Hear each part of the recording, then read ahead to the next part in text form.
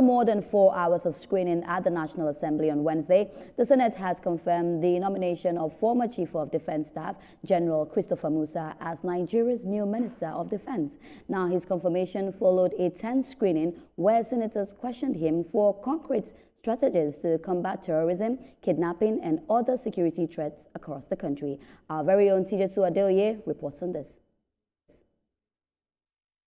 The Senate chamber was unusually charged as lawmakers began the screening of General Christopher Musa, one of the most consequential defense appointments in recent years. Over 4 hours, senators drilled the former defense chief on intelligence failures, troop morale, ransom payments, and the rising sophistication of criminal gangs.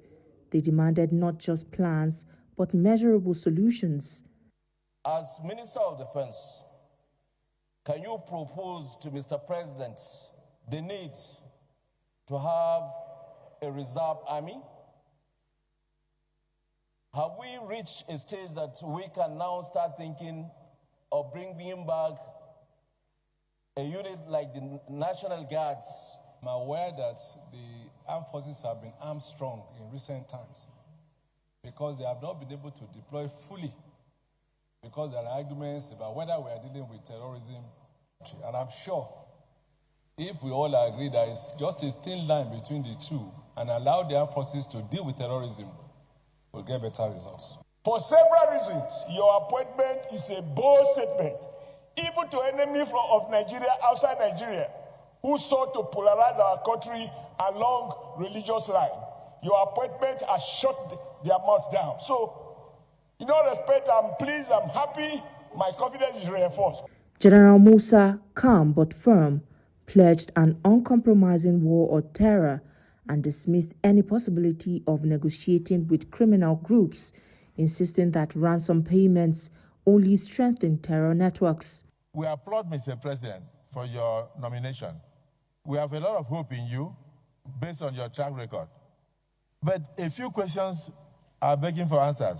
The Senate has just set up a committee to find out from the cry of the governor of Kebbi, who gave the order for the soldiers who had prior information that kidnappers were coming to the school. It's really unfortunate and it's very painful. I want to assure Nigerians that we will not stand by and see terrorists have the capacity to do such. We're going to go after them fully, working together with all the security agencies and all the NDAs that I've said. We're going to investigate fully. So I know the Senate has established a committee to look into that. The armed forces also has a way. And then from the defense, we're going to make sure that we continue with the oversight over their activities. Earlier, the Senate passed a crucial anti-kidnapping bill for second reading. If eventually signed into law, kidnapping will be legally classified as an act of terrorism, attracting the death penalty. General Musa closed his remarks with a promise he will not relent until peace is restored and Nigerians regain confidence in their country's security system. Is it the view of the Senate that this nominee be allowed to take a bow and leave? Those in support say aye. Aye. Those against say nay. The ayes have it. May now take a bow.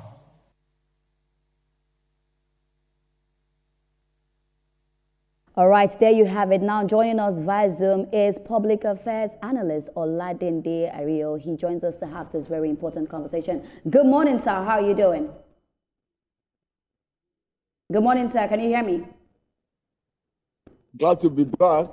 Okay, all right. So let's just go straight into it. You know, we watched that report and we also see that General Musa is now Minister of Defense. You know, we know that he's had over 30 years in military.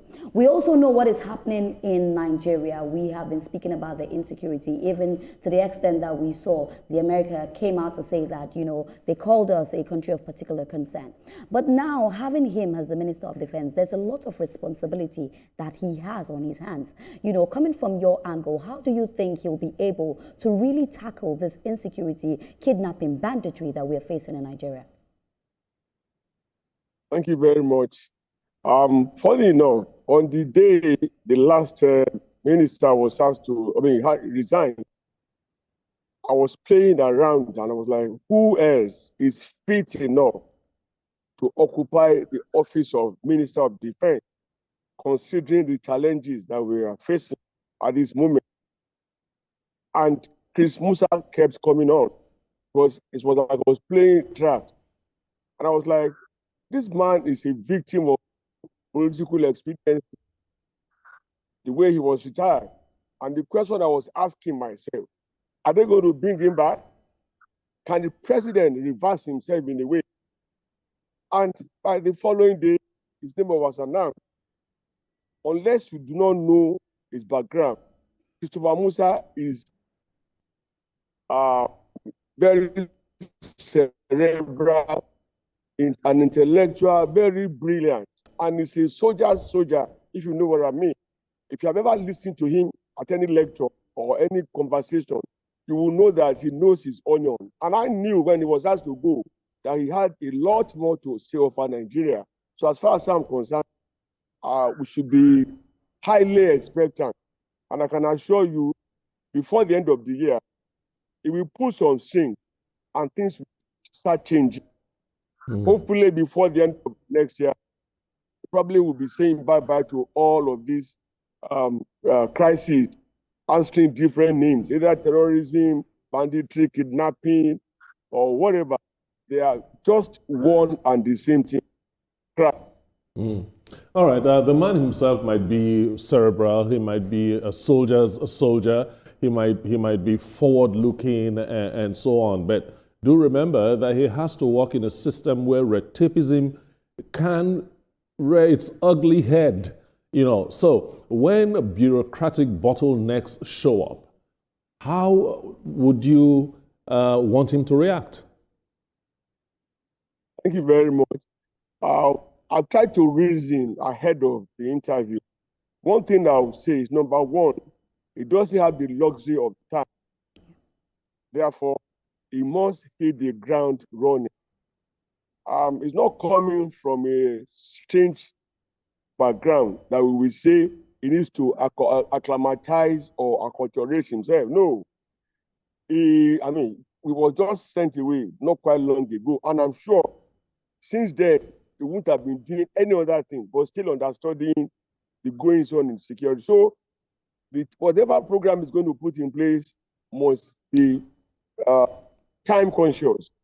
Nigerians can no longer wait. A situation where somebody like me will run away from the city and come and be living on a hilltop in the midst of animals and trees. As it is today, our best brains are leaving the country. This thing started a long time ago when we said we had brain drain. Suddenly it became jackpot. Now there is no name for it. People are living in the statement that anywhere about Nigeria has never been so loud than now. So he has to know that whatever is going to be doing, time consciousness must be at the helm of it. Number two, one of the foibles of the last minister was telling us in a public information that the bombs that they have could not reach the location of the terrorists and the bandits, that they know where they are. And I was disturbed. This was our Minister of Defense talking. As far back as 1945, 6th of August, Hiroshima in Japan was bombed, a whole city. By the 19th of the same August, the same year, Nagasaki was also bombed. That was 80 years ago. And of course, we all should remember the Lockerbie bombing. That's the Pan Am flight that left Frankfurt, had a stopover at Detroit and in London. And as he was leaving London, going to New York, over Lockerbie in Scotland, it was bombed by a common criminal. And if that was to have been possible then, how can a whole army of Nigeria, Africa's powerhouse, now be telling the world that they do not have the right armament, the right ordinance to attack ragtag criminals? So I can assure you that with Chris Musa, qualitative information that will make sense that we put our army in the right perspective, because they have been doing so much with very little. And I'm sure Chris Musa will not shy away from telling Mr. President whatever he requires to fight the battle. And as it is at the head of the defense structure, whether army, navy, or whatever architecture we want to put in place. Absolutely. And he knows that his integrity, his name, and all the awards that he had ever gotten in his career and life, they are at stake. Not just Nigerians now. The global community will be waiting on him. So he should make sure that on a very timely basis, regularly, we are rightly informed and duly informed as well as per the goings on. And if they have issues, they should reach out. A lot of us are out there that have been trained at one time or the other, that have idea we can contribute our own little snipers. Indeed. That may be used in bringing this war to a close. And then number three, we all, well, I don't know, you guys you are younger than me. We were here. Boko Haram started like a storm in a teacup. But from that moment, the various governments that we have had at the federal level, they lack just one element, the willpower to take decisive decisions that will annihilate not just Boko Haram. I mean, we didn't even have banditry at that time when Mohammed, who was Minister of Information, told the world that Boko Haram had been annihilated. And if you know what annihilation means, it means they have been totally destroyed, irredeemably, that they cannot come up again. But less than a week after that, they wreaked more havoc. That's right. Absolutely. Thank you so much, Thank you so much, Mr. Because we are now with a more deadly group of people. Absolutely, now, Mr. Ariyo. One of the matters arising, when we talk about the concept of insecurity, one of the matters arising, Mr. Ariyo, when we discuss, security and indeed insecurity in Nigeria, is the issue of accountability. In our country as it stands, we have seen several tragedies recently, from troop withdrawals to mass killings to top commanders being outmaneuvered by non-state actors. Accountability is clearly an issue. What would you recommend? What sort of accountability architecture would you recommend to the Minister of Defense to really make sure that lapses are investigated and accountability is ensured moving forward? Thank you very much. Security votes are not subjected to the usual scrutiny that budgets are made to go through. Therefore, and we've had cases where an IGP was sent to jail for stealing. We've had a chief of army air staff convicted, and so much was seized from him, both cash and assets. Between then and now, we've had a security advisor to a president working physically into CBN and cutting away millions of dollars, billions of dollars from our CBN. You know what I'm saying? I don't want to waste time mentioning names. This time around, they owe Nigerians, both living, in fact, both the dead, the living, and the unborn, the duty of ensuring that our resources, which should be used in expanding our infrastructural base and making life better, but are now being deployed to acquiring arms and ammunition. They are used for whatever they were allocated. We cannot ask them to bring paper and pen before the war and be telling us we bought 1,000 AK-47, we bought X number of ordinances and all of that. No, they owe it to all of us and to God Almighty. Because if those who are the founding fathers of this country were not as accountable as the generation that we have had lately, there would not have been in Nigeria that we are all saying we want to save today. Yeah. Things have just had to change. We have gotten to the third end. And if we don't stop the drift, before you know what is happening, there will be no Nigeria for us to hand over to our children. So they owe us the duty of being accountable and ensuring that things as money is spent on whatever you voted for. That's right. General case is very unfortunate. We tried to study it and we couldn't make any headway, except to say that there were fifth columnists in the system. Professor Oladeinde, in an interview, said that there was a time they had a committee and then they brought in the US Army to help us. There was a point they said they were going to gas Sambisa Forest, the location of the Boko Haram fighter. But the following day, when they were conducting a recce, they found that Boko Haram fighters were wearing gas masks. Mm-hmm. And at that point, the US had to withdraw their soldiers because it was obvious that apart from confronting Boko Haram, there were enemies from within. So this also has to be checked. Yeah. I think it was the Kebbi attack too, where they said the military, they were withdrawn 3 hours before the attack. I mean, that should be checked. We must identify the specifics. It takes me back to the case of Sarah Arotile, that fighter, Air Force fighter. Mm. Remember, it was being reported to be performing and doing so excellently well. What happened? Right inside the Air Force base, a vehicle reversed into her, ostensibly driven by her schoolmates who wanted to greet her. But we all just kept quiet, leaving the parents to suffer the loss of such a golden daughter. Right.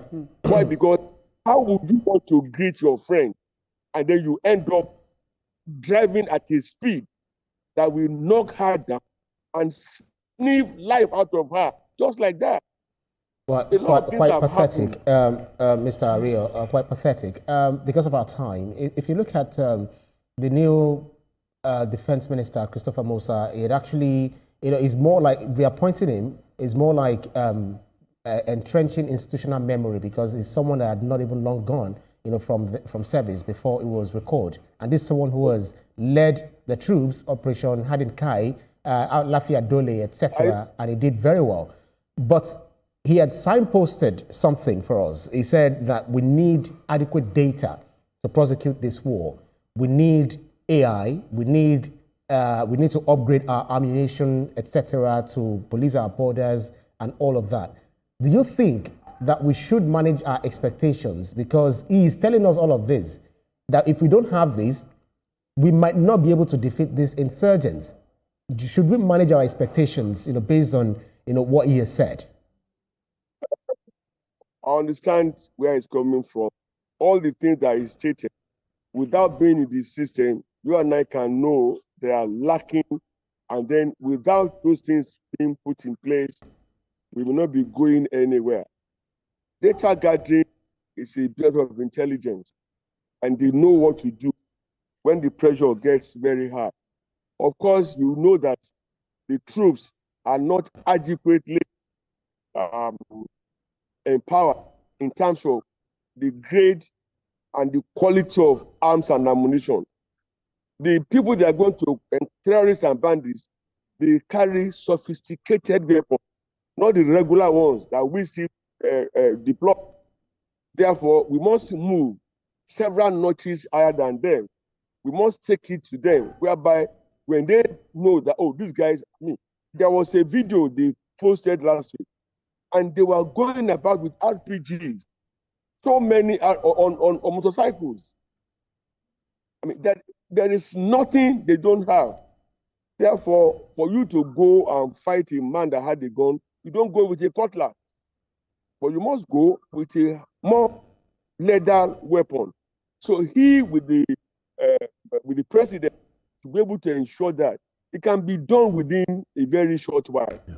Nigerians are not going to be happy if they have to reduce the expectation or be mild with it. No, because he has to realize the urgency of the situation and the severity of the crisis that we are facing, which must not be allowed to linger for too long. All right, let me just come here with this very important question because our time is quite short. Let's talk about public trust, okay? Because right now, a lot of Nigerians do not even believe in the police force or military force. So when the information is brought out, they take it with like a pinch of salt. They do not believe it. But tell me, how can he gain this public trust again? And then you said something about mentioning names. We've been having that conversation. Don't you think it's high time that the names of these people sponsoring these terrorists, the people that know the names, should actually go and tell, we're not saying tell it to us here on TV, but go and tell the defense minister or tell people that can take action. But most importantly, let's touch on the fact that how can Nigerians believe in the military and the police again? Thank you very much. A couple of years back, the UAE, they tried and jailed some Nigerians who were accused of funding terrorism in Nigeria. After that, the Nigerian government then said they already have over 1,400 names of financiers of Boko Haram. Till date, the names were not released. Later, they released some 14 names. None of the 14 names were people we will connect with. But in this present situation, not quite long ago, Ali Modu Sherif, a former governor of Borno State and senator, openly came and said Vice President Shetima was the founder of Boko Haram. Between then and now, neither Sheriff has said he didn't say it, and the VP's office have not said anything to counter what Sheriff said. This created a wider gap and loss of public trust, because as it is now, Matawale, the second Minister of Defense, was in the past seen defending terrorists and bandits, saying that they were not criminals, that they were Protestants. In whatever way they are protesting, is it by going and destroying people's lives and farms and communities? Everyone that has been mentioned or connected, they should be called in. They should be investigated. They should be questioned. Because as it is now, Nigerians believe that a lot of the people in government today are supporters of terrorism. So we cannot continue hiding behind the finger. If the president wants to succeed, if he wants his name to be written in gold, whoever got mentioned should be questioned. Nobody is more superior than Nigeria. The Constitution does not empower anybody to say, oh, it's unquestionable. There is no KBAC philosophy in this. Whoever is mentioned should be queried. That way, they can build public trust. Good enough that so far, everybody seems to be happy with the coming of Chris Musa. But for things to make sense, everybody that has been mentioned and whoever government by their own investigation already know has been a culprit, whether accused or whatever, let them be questioned.